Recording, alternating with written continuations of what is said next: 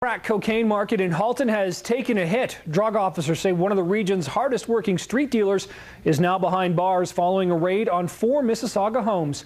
Maria Hayes has the details.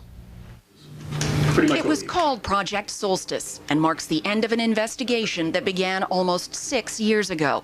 The pinnacle happened Sunday when drug officers executed search warrants at 4 Mssissauga residences.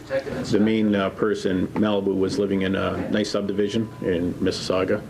The stash house was, again, in another area where it's a number of condominiums. This is what they found.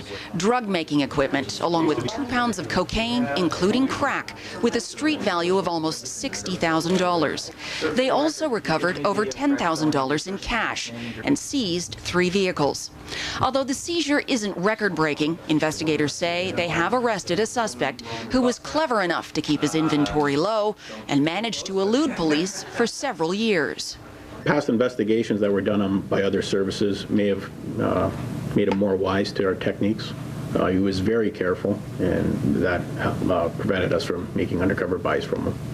Although the suspect lived in Mississauga, police allege 95% of his deals happened in Oakville, Milton, and Burlington. He had no apparent gang affiliation, but managed to grow his business into a distribution network.